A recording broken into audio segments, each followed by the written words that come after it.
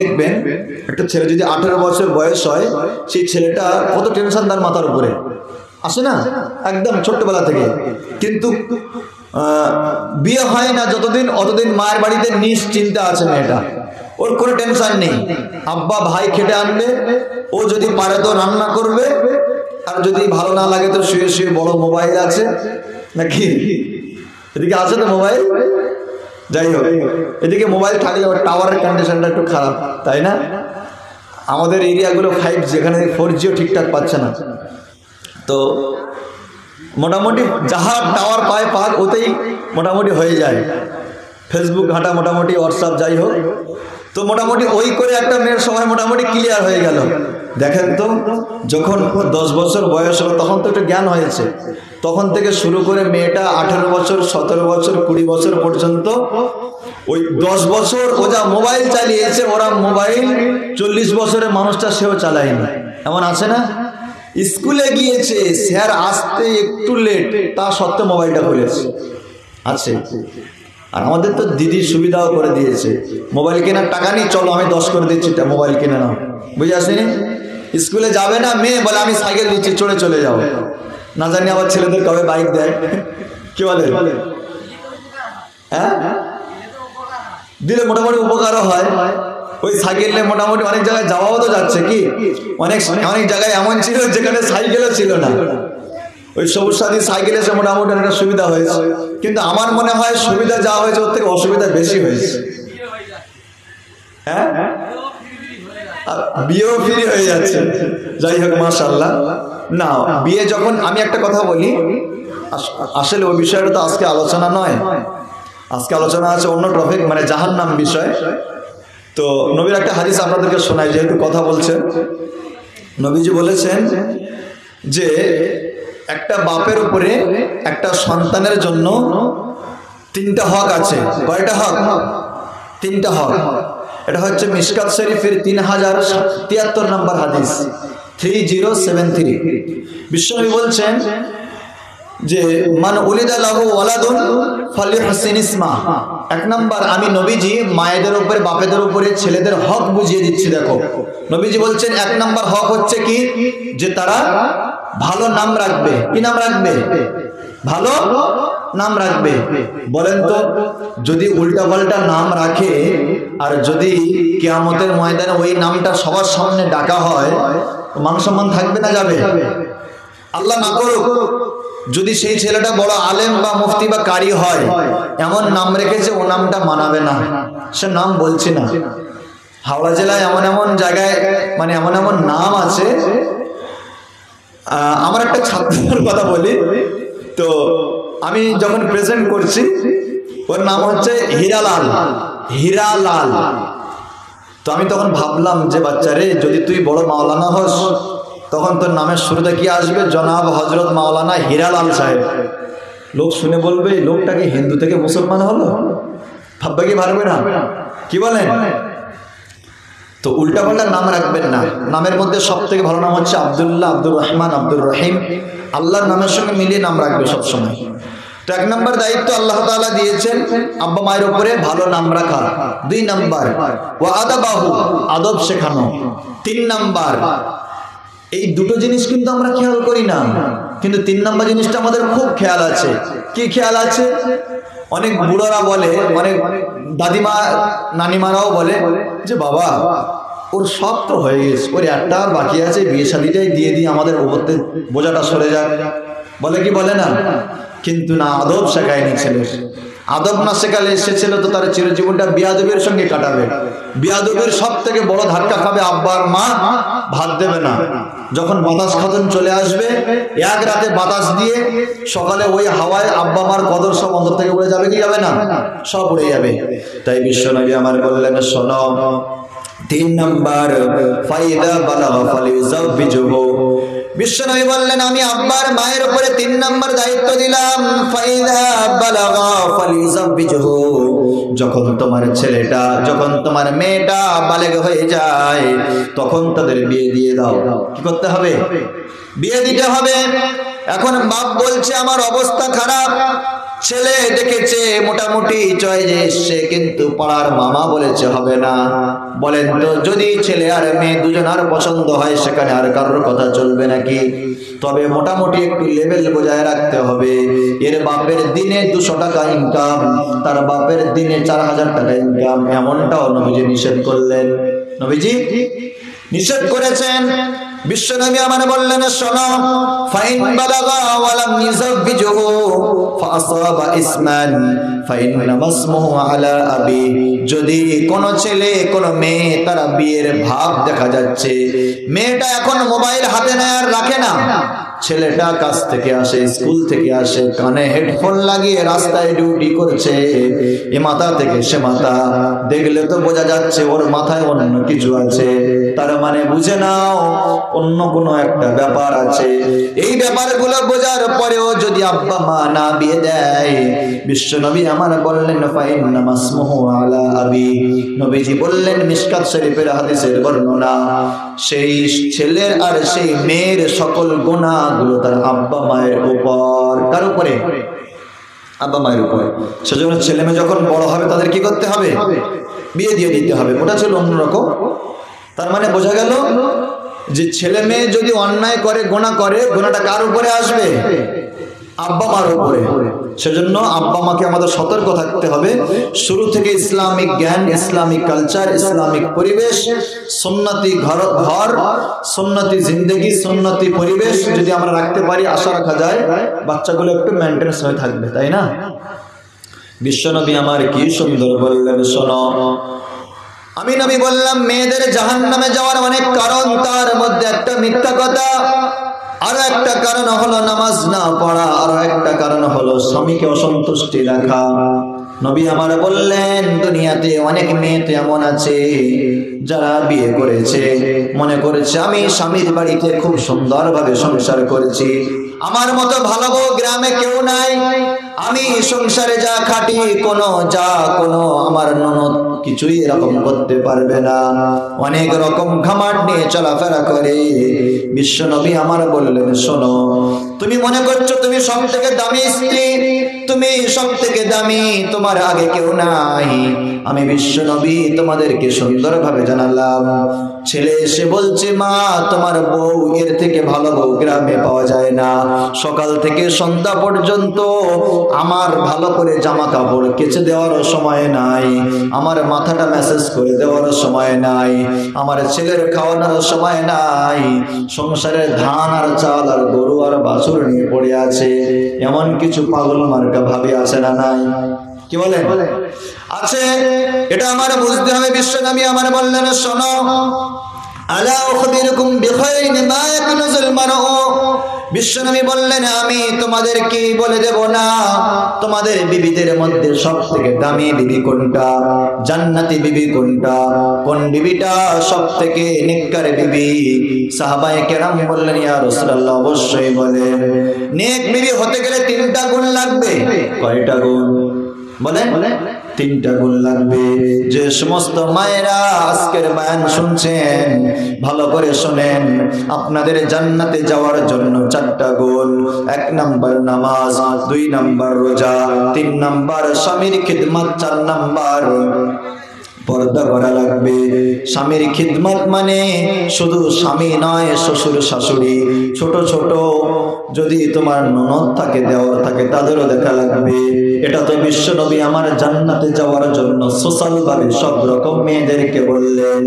যদি এই রকম 4টে কাজ কোন মা দুনিয়া থেকে করে যায়, কিয়ামতের ময়দানে রব্বুল আলামিন সেই বান্দিটার দিকে তাকিয়ে বলবেন, ফালতাদখুল মিন আইয়ি আবওয়াবিল জান্নাতি শাআত। ও বান্দি, আমার জান্নাতের 8টা দরজা খোলা আছে, যে দরজা থেকে ইচ্ছা তুমি প্রবেশ করে যাও। সুবহানাল্লাহ। তাহলে দেখেন, আমি বললাম যে একটা মায়েদের জন্য কত সহজ দায়িত্ব, তাই না? আপনারা ভেবে দেখেন তো, এর থেকে বড় দায়িত্ব কিছু আছে? যদি দাদার কাছে বলে বা যদি বলে যে আমি গরু টানতে পারবো না, এই যে এতগুলো ছাগল আমি টানতে পারবো না, আমার শরীরে টানছে না, কেউ জীবনে জোর করবে? করবে না।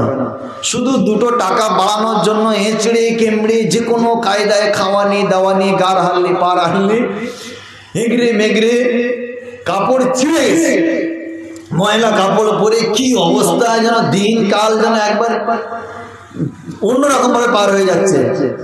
এত কিছু করছে দুটো টাকার জন্য। সেই যেহেতু দিন শেষে শরীরের শান্তি নেই, মনেও শান্তি নেই, জামা কাপড়ও ভালো নেই, খাওয়া দাওয়া টাইমে হয় না, তাহলে এত কিছু আঁচড়ানো কামড়ানো কিসের জন্য হচ্ছে? কি বলেন? মানুষ কিছু করে কিছু আনন্দের জন্য, দুমুঠো ভালোভাবে খাবে, বাচ্চা কাচ্চাগুলো মানুষ করবে, স্বামীর খেদমত করবে, এই নিয়ে তো জীবন। কিন্তু ওর ওটা ধ্যান নেই। ও মনে করেছে কি যে আমি যা করি না কেন, যত খাটবো তত যেন ভালো। কিন্তু অনেক ছেলে এমন আছে এটা পছন্দ করে না। তারা বলে কি, তোর কি এনেছি খাটার জন্য? তুই এসছিস রানীর মতো থাকবি, যা পাবি খাবি, সংসারে ছেলেপুলে মানুষ করবি, আব্বা মার সেবা করবি, ঘরের মধ্যে থাকবি না। সকাল হলে লাম্পের রাস্তায় তখন আসে না, বিকেল হয়েছে টু টু করে ঘুরছে পুকুরের পাড়ে, কোথায় বাগানে, কোথায় ছাগল ঘুরছে। কেন? আসরের সময় হয়েছে, সবকিছু গুড়ি গাড়ি তাড়াতাড়ি চলে এসো। ওদিকে মুয়াজ্জিন আজান দিচ্ছে মাগরিবের সময়, এখনো 4-5 জনের গল্প শেষ হয়নি, ডাবর ভর্তি হয়ে পানি পড়ে যাচ্ছে যাচ্ছে যার। আর বলছে তুই দেখা পাই না, চোখি তোর ডাবরটা ভরে গেছে। ও বলছে ওটা বুঝতে পারোনি তো? যদি সমাজ এদিকেই কন্ডিশন থাকে তাহলে কখন ছেলেটার মানুষ করবে? ছোট্ট ছোট্ট ছেলে যতটা কথা বলে তার থেকে বেশি গালাগালি করছে। দোষটা কার? বাপ মায়ের না? আমার একটা ছেলে আছে, ছোট্ট, হাঁটা শিখেছে, কথা বলা শিখেছে, তার মুখের কথা, তার দোয়া দরুদ শুনলে আপনার জান ঠান্ডা হয়ে যাবে। বাড়িতে বলা আছে যে বাচ্চাদের সামনে কোনোদিন কাউকে তুই তুমি করো না, সবসময় আপনি আপনি করে কথা বলবে। তাহলে কি হবে? ওই বাচ্চাটা শিখবে আপনি আপনি করে কথা বলতে হয়। যখন আমি বাড়ি থেকে আসবো আগে সালাম দেবো, ও আমাকে এখন দেখলে সালাম দেয়, যেন আব্বাজি সালাম দেয়। ওটা বুঝতে পারেননি তো? যাই হোক, বাচ্চা কাচ্চাগুলো মানুষ করার জন্য মায়েদেরকে রাখা। বিশ্বনবী আমার বললেন, শোনো, নেককার বিবির আমি 3টা গুণ বললাম। 1 নম্বর গুণ, বিশ্বনবী বলেন, ইজা নাযারা ইলাইহা সাররাতুহু। হয়তো মেয়েটা মনে করছে যত আমি শাড়ির কাজ করব তত আমি ভালো। শাড়ির কাজ হয় দিকে নাকি? আল্লাহ, এই শাড়ির কাজ যেখানে ঢুকেছে, কসম খোদার বলছি, শাশুড়ির আগে সাজানো সংসার দেখেন 4 বছর পরে চুরমার হয়ে গিয়েছে। গরু ছিল নেই, ধানের গরু ছিল নেই, 2টো পুকুর ছিল নেই, বাগান ছিল নেই, 8 বিঘে চাষ করতো, 2 বিঘে পারে না, এমন নেই। কিন্তু ভালো করে ভেবে দেখবে, জরির কাজটা মোটামুটি একটু সাথ দিল মায়েদের, কিন্তু একটু টাকা হয়তো হাতে আসলো, কিন্তু আমার মনে হয় যে নিজের বাচ্চার জীবনটা নষ্ট হয়েছে, নিজের সংসারটা অনেকটা ডাউন হয়েছে, হয়নি? বিশ্বনবী আমার বললেন, শোনো, নেককার বিবির বিশেষ কিছু গুণ আমি বিশ্বনবী বললাম। 1 নম্বর গুণ, আল মারআতু ইযা, 1 নম্বর গুণ, ইযা নাযারা ইলাইহা সাররাতুহু। নবী আমার বললেন, শোনো, নেককার বিবির গুণ হলো যখন স্বামী তার দিকে তাকাবে, স্বামী বাজার থেকে এসে, মাঠে ঘাটে থেকে এসে, কাজ থেকে এসে যখন স্ত্রীর দিকে তাকাবে, স্ত্রীর শরীরের চাউনি দেখে স্বামীর চোখের দিকে যখন 4 চোখ পড়বে, এমন অঙ্গি ভঙ্গিমায় স্বামীর দিকে তাকাবে, সকাল থেকে সন্ধ্যা পর্যন্ত যত কষ্ট হয়েছিল সব কষ্টগুলো অন্তর থেকে মুছে যাবে। এমনকি চাউনি হয় না? আছে। আর এখন কিছু কিছু চাউনি এমনও আছে, মানে ভাবি জানে যে উনি ঠিক 5টার সময় ঘরে ঢুকবে, ঠিক তার 5-7 মিনিট আগে থেকে মাথাটা গরম করে বসে আছে, জানে আসবে আর বোমার মতো ঝাড়বে। এমন নেই না, এমনটা করবে না। কারণ একটা ছেলে সে যখন বাইরে থেকে আসে কতটা তার মাথায় টেনশন পেরেশান নিয়ে আসে সেই জানে। আমরা হয়তো মনে করি যে হ্যাঁ, উনি এখনো ঘরে আসছে না, উনি এই করছে তাই করছে, কিন্তু সে বাচ্চা কাচ্চা আর তোমার মুখে হাসি রাখার জন্য জীবন যুদ্ধ করে আসে। কতজন আর ফিরে আসে না, তারা খাটিয়ায় চড়ে আসে কি আসে না? রব্বুল আলামিন বললেন, শোনো, পৃথিবীর স্ত্রীদের জন্য আমি বিশ্ব নবীর দ্বারা জানালাম 1 নম্বর জান্নাতি বিবিদের গুণ এটা হতে হবে, ইজা নাযারা ইলাইহা সাররাতুহু, যখন স্বামী তার দিকে তাকাবে, স্বামীর চোখটা স্ত্রীর চোখের উপরে পড়া মাত্রই ওই বিবিটার চোখের চাউনিতে সব কষ্টগুলো ভুলে যাবে। 2 নাম্বার গুণ আমি নবীজি বললাম, ওয়াইদা আমারা হাইতাতুহু, যখন স্বামী কোনো হুকুম করবে সঙ্গে সঙ্গে পালন করবে। বললো আবার পানি দাও, পানি দেবে, জামা দাও, জামা দেবে, পাখা দাও, পাখা দেবে, অমুক জায়গায় চলো, সঙ্গে সঙ্গে রেডি হয়ে যাবে। বলেছিল 2 দিন আগে মায়ের বাড়ি যাওয়ার কথা, বলেছে আমার কাজ আছে, 1 দিন পরে যাব। তারপরের দিন বলে আমি আর যাবনি, তুমি একা যাও। এমন বলে কি বলে না? কিন্তু বোঝে না যে আমার স্বামী যদি আমার উপরে খুশি হয়, দুনিয়ার সব থেকে প্রধান বাদশার উপরে বাদশা মহান রব, তিনি আমার উপরে খুশি হয়ে যায়।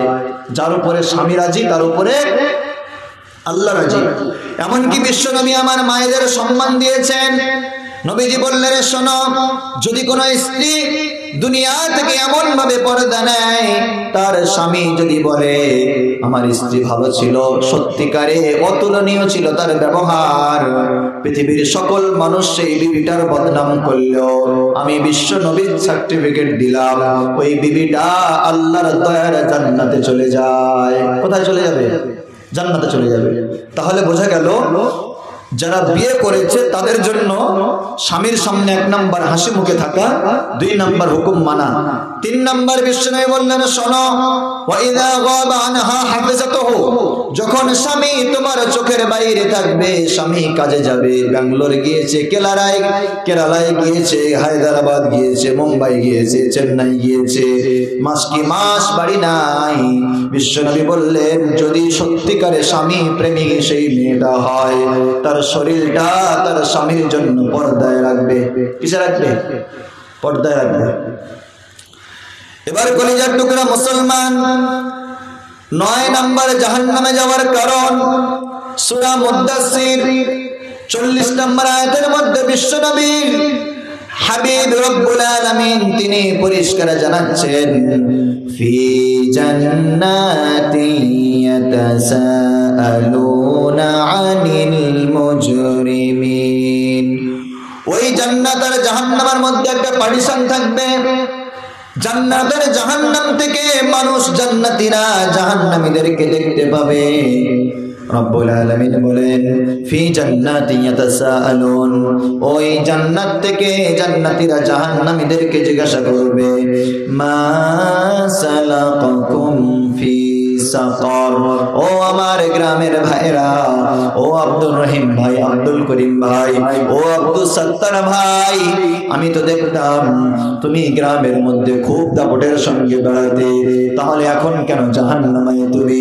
সেই সময় বলবে, ক্বালু লাম নাকু মিনাল মুসাল্লিন ওয়া লাম নাকু নুতঈমুল মিসকিন। ওই সময় জাহান্নামীরা ওই জাহান্নামের মধ্যে থেকে 4 রকম উত্তর দেবে। কেউ বলবে লাম নাকু মিনাল মুসাল্লিন, শোনো আমরা দুনিয়াতে নামাজ পড়তাম না। আবার কেউ বলবে ওয়ালাম নাকু নুতঈমুল মিসকিন, আমরা মিসকিনদের খানা দিতাম না। আবার কেউ বলবে ওয়াকুন্না নাখুযু মাআল খাইজিন, আমরা দুনিয়াতে সমালোচকদের সঙ্গে মিশে বসে বসে সমালোচনা করতাম। চায়ের দোকানে গিয়েছে চা খাওয়ার জন্য, গিয়ে দেখছে 3 জন আগে থেকে বসে গফফার চাচার নামে গুণ গাইছে। আব্দুল গফফার চাচা একটা ভুল কাজ, একটু হালকা কিছু করে ফেলেছে, 3 জন মিলে তার নামে আলোচনা শুরু করলো। এই ব্যক্তিটা গিয়ে চা খাচ্ছে আর মনে করছে আমিও কিছু বলি। এমন হয় না অনেক সময়? রব্বুল আলামিন বললেন, শোনো, যখন জাহান্নামে যাবে, যখন জিজ্ঞাসা করা হবে মা সালাকাকুম ফি সাকার, কি কারণে তুমি জাহান্নামায়, তখন সে জাহান্নাম থেকে বলবে ওয়া কুন্না নাখুযু মাআল খাইজিন, জাহান্নামে আসার আমাদের কারণ আমরা সমালোচকদের সঙ্গে সমালোচনা করতাম। কি করতাম? সমালোচকদের সাথে সমালোচনা করতাম। এবারে দেখেন কিছু মানুষ এমন দেখতে পাবেন গ্রামের মধ্যে, তাদেরকে নামাজের কথা বলেন, দিনের কথা বলেন, হালাল হারামের কথা বলেন, জায়েজ না জায়েজের কথা বলেন, শরীয়তের কথা বলেন, তাদেরকে যে কথা বলবেন তারা সবগুলো উড়িয়ে দেয়। ও দেখা যাবে কি হবে, দেখা যাবে তারা হচ্ছে নুকাজ্জিবু বিয়াউমিদ্দিন। রব্বুল আলামিন বলে যারা এই রকম কথাগুলো উড়িয়ে দেয়, হুজুরদের কথা রাখ, ইমাম সাহেবের কথা রাখ, আলেমদের কথা রাখ, ওসব কথা বাদ দে, যা বলি তাই কর, এখন যা করার সময় তাই কর, এমন কথা যারা বলে কিয়ামতের ময়দানে তাদেরকে ধরে জাহান্নামে ফেলে রাখা হবে। সেদিন তাদের যখন জিজ্ঞাসা করা হবে তারা তখন বলবে ওয়াকুন্না নুকাজ্জিবু বিয়াউমিদ্দিন, আমরা এই পরকালের দিনটার উপরে বিশ্বস্ত ছিলাম না। কি ছিলাম না? বিশ্বস্ত ছিলাম না। তাহলে একটা জিনিস বোঝার আছে যে যারা জাহান্নামে যাবে তার মধ্যে আজকের 10টা গুণ বর্ণনা করা হলো। 1 নম্বর হচ্ছে যারা মিথ্যাবাদী, 2 নম্বর যারা ব্যবসার মালে কম দেয়, 3 নম্বর যারা নামাজে উদাসীন, 4 নম্বর যারা লোক দেখানো নামাজ পড়ে, 5 নম্বর যারা মানুষকে ঘরোয়া জিনিস দেওয়া থেকে বিরত থাকে, 6 নম্বর যারা মানুষের গীবতের মধ্যে ডুবে থাকে, 7 নম্বর যারা মানুষের সামনে অপমান করে, 8 নম্বর যারা মাল জমা করে এবং সেগুলো খরচা করে না, 9 নম্বর যারা নামাজ পড়ে না, মিসকিনদের খেতে দেয় না, গরিবদের খেতে দেয় না। অনেক সময় দেখবেন কলিজার টুকরা ভাই আমার যে দোকানে বসে আছে, কোনো গরিব মানুষ আসলো, ভিখারি আসলো, এসে বলছে বাপ মা কিছু দাও, হাত পাতে না, বলছে পরে আসো, বলে না যে অন্য জায়গায় যাও, এরকম কোনোদিন বলবেন না। আল্লাহ তাআলা বলছেন ওয়া আম্মাস সাইলা ফালা তানহার, কোনোদিন কোনো ভিক্ষুককে তাড়িয়ে দেবে না, কোনো ভিক্ষুককে তাড়িয়ে দেবে না। ফাআম্মাল ইয়াতীমা ফালা তাকহার, কোনো এতিমকে ঘাট ধাক্কা দিবে না, ঝিড়কাবে না। কারণ ওই যে চাইতে এসছে তোমার কাছে, ও চাইতে আসেনি, আল্লাহ তোমার কাছে তোমার জান্নাতে যাওয়ার জন্য একটা ওসিলা পাঠিয়েছে, বলে সুবহানাল্লাহ। ওই জন্য যখন কোনো ব্যক্তি আপনার কাছে চাইতে আসবে তখন ভাববেন এটা কেউ পাঠায়নি, এটা পাঠিয়েছে আমার আল্লাহ। কারণ যদি আজকের ওকে আমি দিয়ে খুশি করতে পারি, আমার আল্লাহ আমার উপরে খুশি হবে। হয়তো আল্লাহ অন্য অনেক বান্দা আছে, কারোর কাছে তো পাঠালো না, সবাই দাঁড়িয়ে আছি, সেই ছোট্ট বাচ্চাটা এসে আমার কাছে বলছে কাকু কিছু দাও, খাওয়া হয়নি, ও তো সবার কাছে যেতে পারতো, আমার কাছে আসলো কি আসলো, আল্লাহ তো ওকে পাঠালো। সেজন্য কোনোদিন কাউকে খালি হাতে ফিরাবে না, যা আছে তাই দিয়ে দাও, যেটুকু আছে তাই দিয়ে দাও, কোনো অসুবিধা নেই। তো 10 নম্বর হচ্ছে কি, যখন তাদেরকে জিজ্ঞাসা করা হবে তোমরা কেন জাহান্নামের মধ্যে আছো, তারা বলবে আমরা সমালোচকদের সঙ্গে সমালোচনা করতাম আর আমরা পরকালের কথাগুলো উড়িয়ে দিতাম। কি বলেন? তাহলে আজকের মূলত আমরা জানতে পারলাম, আলোচনা কতক্ষণ চলবে আর শেষ করে দাও, ওকে? আমরা জানতে পারলাম যে জাহান্নামে যাওয়ার মূলত কারণ হচ্ছে মোট 10টি। আল্লাহ তাআলা আমাদের সবাইকে জাহান্নামের আযাব থেকে হেফাজত করুন এবং এই সমস্ত কারণাদি থেকে আল্লাহ তাআলা আমাদের বেঁচে থাকার তৌফিক দান করুন। ওয়া আখির দাওয়ানা আনিল হামদুলিল্লাহি রাব্বিল আলামিন। আসসালামু আলাইকুম ওয়া রাহমাতুল্লাহি ওয়া বারাকাতুহু।